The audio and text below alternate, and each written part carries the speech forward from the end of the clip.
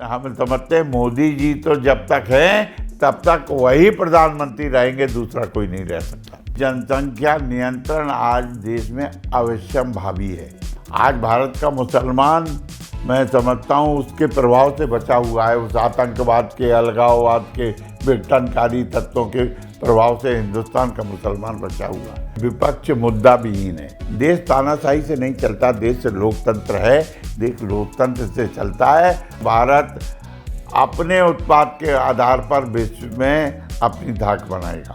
हम ना जातिवाद चाहते हैं, ना भेदवाद चाहते हैं, ना मजहबवाद चाहते हैं, हम राष्ट्रवाद चाहते हैं।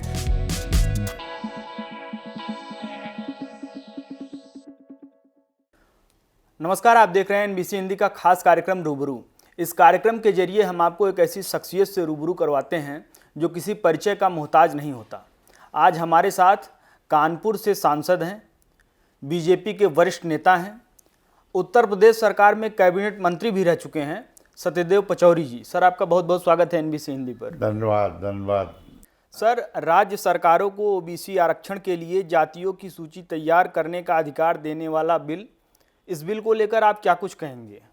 मैं समझता हूँ कि आज़ादी के 72 साल बाद किसी भी केंद्र सरकार ने जो राज्यों को अधिकार देने का काम किया है, ये स्वागत योग्य कदम है। अभी तक जो भी अधिकार होते थे, केंद्र अपने पावर समेट के रखता था।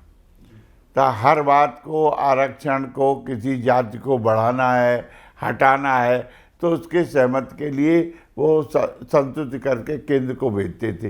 केंद्र पर उन पर विचार करती थी, फिर राष्ट्रपति महोदय के पास जाता था। आज नरेंद्र मोदी के नेतृत्व में पहली दफे ऐसा हुआ है कि राज्यों को सशक्त बनाया जा रहा है। आरक्षण के मामले पर राज्य निर्णय करें, राज्य अपने आवश्यकता के अनुसार उन जातियों को चुनने का अवसर मिला है जिनको अभी तक आरक्षण का लाभ नहीं मिला। तमाम ऐसी जातियां हैं, हर राज्य में अलग अलग जातियां हैं पिछड़े वर्ग की। कहीं कोई वर्ग आरक्षण की श्रेणी में आता है, कहीं कोई वर्ग आता है। तो इसीलिए उन्होंने राज्यों को दे दिया, राज्य फैसला करें कि हमें किस जाति को रिजर्वेशन देना है, आरक्षण देना है पिछड़ा वर्ग में। तो इसलिए जो पिछड़े समाज की अति पिछड़ी जातियां जिनको हम बोलते हैं, उनको उनकी पहचान बनेगी, उनको आरक्षण का लाभ मिलेगा। जो तमाम जातियां जो उपेक्षित रही हैं, उनको आरक्षण मिलेगा, वो प्रगति और उन्नति कर सकेंगी। सर, अगर जनसंख्या नियंत्रण कानून की बात की जाए तो आप इसे किस तरह से देखते हैं? क्या इस कानून में कुछ सुधार की ज़रूरत है, या आपके हिसाब से ये कानून जिन मूलभूत विचारों पर लागू किया गया है उसे लागू कर देना चाहिए, या कुछ सुधारों की जरूरत है? देखिए, अभी तो कुछ राज्य इस पे लागू कर रहे हैं जी। केंद्र ने अभी कोई इस पे नीति नहीं बनाई, लेकिन जनसंख्या नियंत्रण आज देश में अवश्यंभावी है, माने होना चाहिए। क्योंकि नई आर्थिक संसाधन जो सरकार के हैं वो सीमित है, और देश बहुत बड़ा है, आबादी बहुत बड़ी हो गई है। सबको हम सुविधाएं देना चाहते हैं, जैसे सबको मकान देना चाहते हैं। अब गरीबी की रेखा के नीचे लोग बढ़ते रहेंगे तो हम कब तक सरकार उनको मकान देगी? जैसे सबके हम शौचालय बनाना चाहते हैं, हम सबको उज्ज्वला योजना में गैस देना चाहते हैं, तो ये संख्या में वृद्धि होती रहेगी। तो हमें लगता है कि सरकार के संसाधन ऐसे ही लगते रहेंगे, फिर 2022 का जो लक्ष्य निर्धारित किया है वो बेकार हो जाएगा। इसीलिए जनसंख्या नियंत्रण होना चाहिए, इसके हम पक्षधर हैं। और हमने तो भारतीय जनसंघ की जब स्थापना हुई थी तब से ये बात कही थी, लेकिन राजनीतिक मुद्दा लोग बना लेते हैं। ये कहते हैं कि ये तो अल्पसंख्यकों की विरोधी है, इसलिए हम उस पर चुप रहे। क्योंकि मैंने तो देखा है कि जनसंख्या नियंत्रण में ही कई सरकारें चली भी गई है केंद्र की। आपको याद हो, इंदिरा गांधी की सरकार आपातकाल के जातियों में, उनमें से एक मुद्दा ये भी था, उसमें चली गई। अच्छा, समाजवादी पार्टी के एक सांसद हैं शफीकुर रहमान बर्क जी, उनका कहना है कि ये जनसंख्या नियंत्रण, ये सब चीज़ें इस हिसाब से नहीं होनी चाहिए, जो मतलब लोग जनसंख्या जो वृद्धि हो रही है, ये सब सारी चीज़ें, ये सब पूरी तरह से अल्लाह के ऊपर ये सब सारी चीज़ें इस तरह से बातें कर रहे हैं, उसको लेकर क्या कहना चाहेंगे?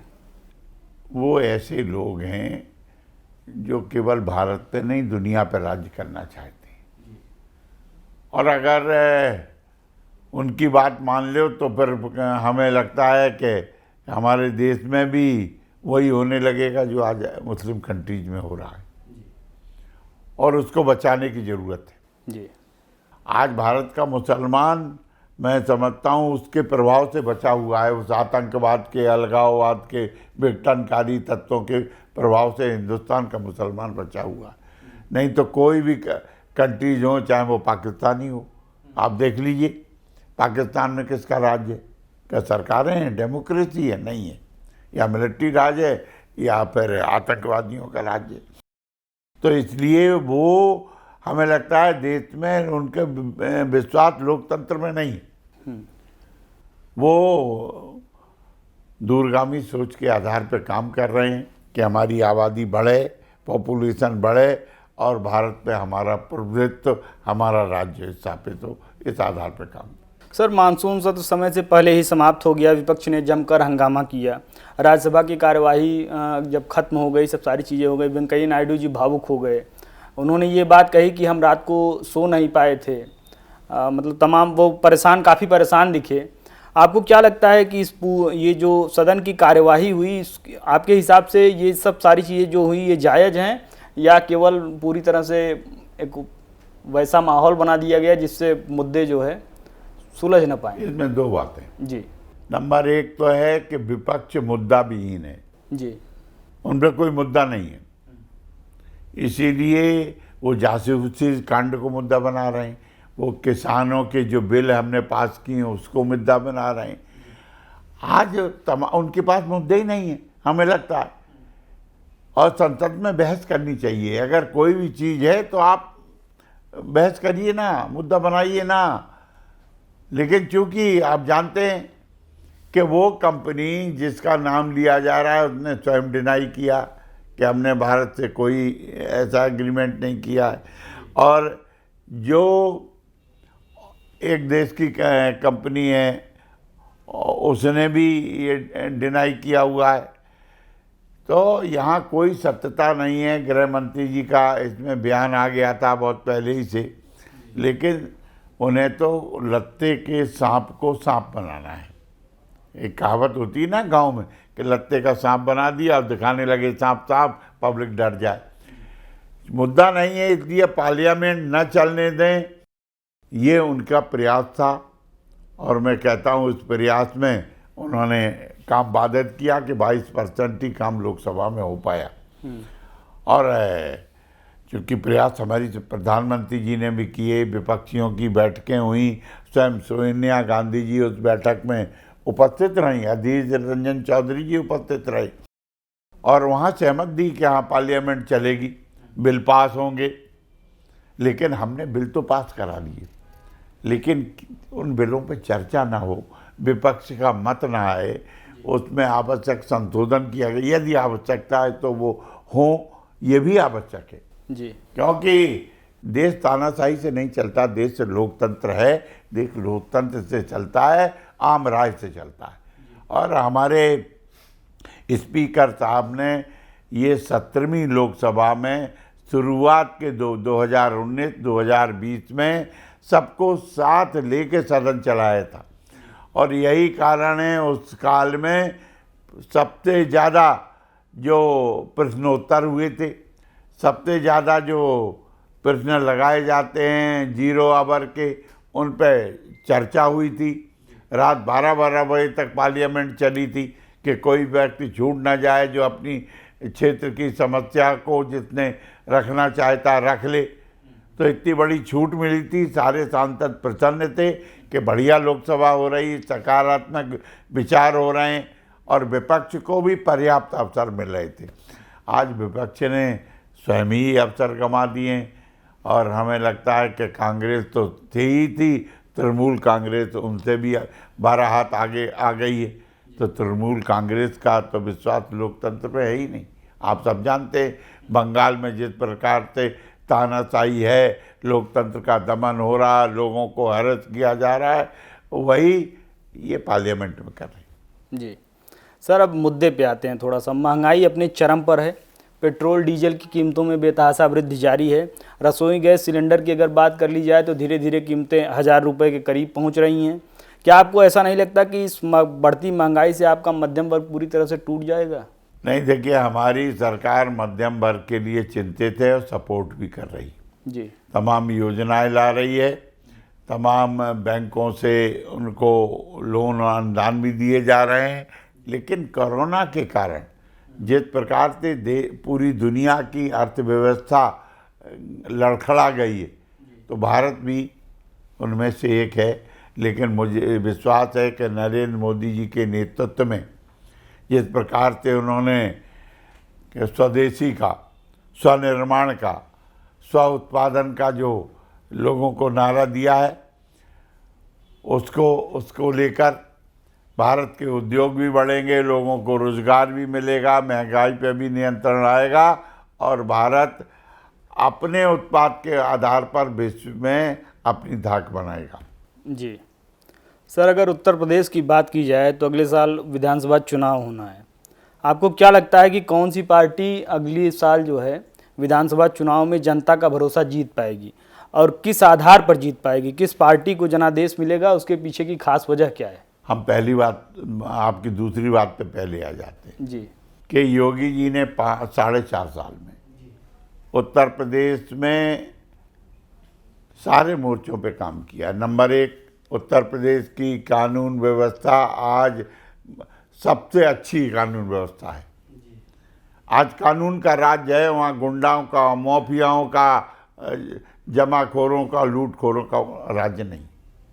नंबर 2, आज उनके नेतृत्व में सरकार, आप देश के आंकड़े उठा लो, सब पे नंबर 1 है। जैसे हम खाद्यान्न उत्पादन में नंबर 1 पे हैं जी, गेहूं और धान की खरीद में हम नंबर 1 पे हैं, दुग्ध उत्पादन पे नंबर 1 पे हैं, चीनी उत्पादन पे नंबर 1 पे हैं, लोगों को रोजगार देने में हम नंबर 1 पे हैं, सरकारी नौकरी देने में भी हम नंबर 1 पे हैं और एक जिला एक उत्पाद के माध्यम से हर गांव जिले के उत्पाद को हमने जो राष्ट्रीय और अंतर्राष्ट्रीय पहचान दी है, उससे लोगों को स्वरोजगार के अवसर मिले हैं, उसमें भी हम नंबर 1 पे हैं।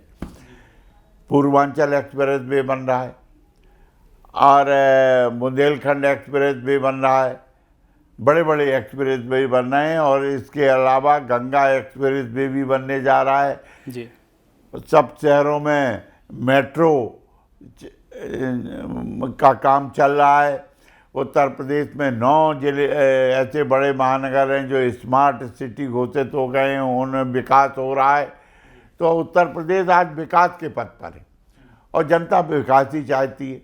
हम ना जातिवाद चाहते हैं, ना भेदवाद चाहते हैं, ना मजहबवाद चाहते हैं, हम राष्ट्रवाद चाहते हैं और राष्ट्रवाद के आधार पर सबका साथ, सबका विकास और सबका विश्वास, इसको लेकर योगी जी आगे बढ़ रहे हैं। इसीलिए योगी जी को फिर से जनता का आशीर्वाद मिलेगा, समर्थन मिलेगा और योगी जी फिर से उत्तर प्रदेश के मुख्यमंत्री बनेंगे। क्या पूर्ण बहुमत से आप सरकार बना ले जाएंगे या गठबंधन की जरूरत पड़ेगी? नहीं, कोई गठबंधन की नहीं जरूरत पड़ेगी, क्योंकि गठबंधन की सरकारें स्वस्थ रूप से काम नहीं कर पाती। जी सर, अगर अब ये तो मान लीजिए उत्तर प्रदेश की बात हो गई, देश की बात अगर की जाए तो 2024 में लोकसभा चुनाव होना है। बीजेपी फिर से पूर्ण बहुमत से आ पाएगी? क्या आपको लगता है? अगर आपका जवाब हाँ है तो ऐसा क्या खास रहा है जिसकी वजह से देश की जनता फिर से भारतीय जनता पार्टी पर भरोसा जता सके? किसान आपसे काफ़ी नाराज़ हैं, सब तमाम जो है दिल्ली की अलग अलग सीमाओं पर बैठकर धरना कर रहे हैं। ठंडी बीत गई, गर्मी बीत गई, बरसात धीरे धीरे, सब बड़ा अस्त व्यस्त माहौल चल रहा है। सर देखिए, मैं समझता हूँ आज़ादी के बाद नरेंद्र मोदी के पहले और अटल बिहारी वाजपेयी को छोड़ दे तो देश का कोई प्रधानमंत्री ऐसा नहीं हुआ जिसने समग्र रूप से देश की चिंता की हुई।